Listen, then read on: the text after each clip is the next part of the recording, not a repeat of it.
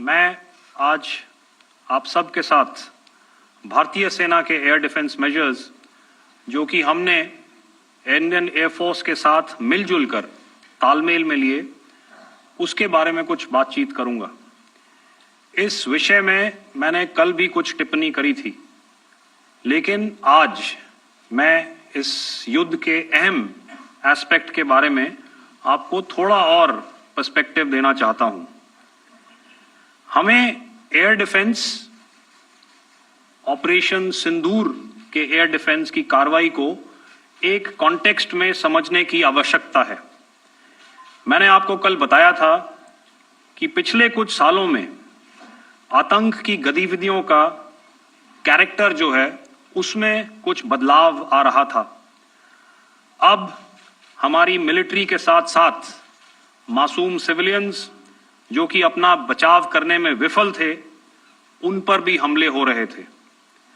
2024 में जम्मू सेक्टर में शिवखोरी मंदिर को जाते हुए यात्री और इस साल अप्रैल में पहलगाम में मासूम पर्यटक इस खतरनाक ट्रेंड के विशेष उदाहरण हैं। पहलगाम तक पाप का यह घड़ा भर चुका था। उसके बाद जो हुआ उसके बारे में हम कल विस्तार में बातचीत कर चुके हैं, क्योंकि आतंकियों पर हमारे सटीक हमले लाइन ऑफ कंट्रोल और इंटरनेशनल बाउंड्री को पार करे बिना किए गए थे। हमें पूरा अंदेशा था कि पाकिस्तान का वार भी बॉर्डर के उस पार से ही होगा। इसलिए हमने अपनी एयर डिफेंस की पूरी तैयारी पहले से ही कर ली थी। हमारी इन्वेंट्री में शामिल counter manned aerial systems, electronic warfare के साधन और एयर डिफेंस वेपन्स का इंडियन एयरफोर्स के इसी प्रकार के सिस्टम्स के साथ एक अनोखा मिश्रण किया गया। इसलिए आपने देखा कि जब जब पाकिस्तान एयरफोर्स ने हमारे एयरफील्ड्स और लॉजिस्टिक इंस्टॉलेशंस में 9 और 10 मई की रात को लगातार हमले किए, वो इस मजबूत एयर डिफेंस ग्रिड के सामने विफल हो गए। आपके सामने इस ग्रिड को एक तरीके से दर्शाया गया है। आप देख रहे हैं कि इंटरनेशनल बाउंड्री से कितनी layers, radars, counter unmanned aerial systems, उसके पीछे शोल्डर फायर्ड वेपन्स, हमारे विंटेज एयर डिफेंस वेपन्स जो कि काफी सालों से हमारी सेना में हैं। एयर मार्शल भारती ने भी उसके बारे में बात करी। और लास्ट में हमारे modern air defence weapon systems. तो कोई मौका नहीं था कि पाकिस्तान एयरफोर्स ये मल्टी टियर डिफेंस को पार करके पीछे हमारी एयरफील्ड्स या लॉजिस्टिक इंस्टॉलेशंस को टारगेट कर पाए। ये जो डायग्राम आप अपने सामने देख रहे हैं, ये मुझे एक इंसिडेंट की याद दिला रहा है।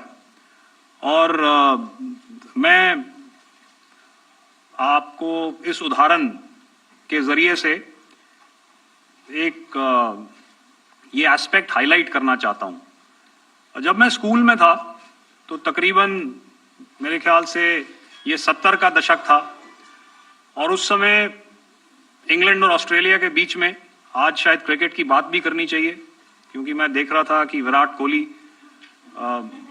ने टेस्ट क्रिकेट से रिटायरमेंट ले ली। कई भारतीयों की तरह वो मेरे भी फेवरेट क्रिकेटर हैं।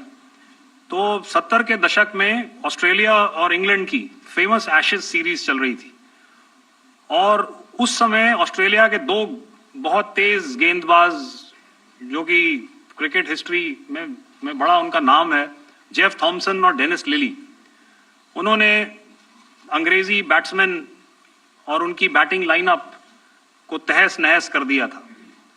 और ऑस्ट्रेलियंस ने उस समय एक कहावत निकाली थी, that from ashes to ashes and from dust to dust, if Thommo don't get here then Lillee surely must.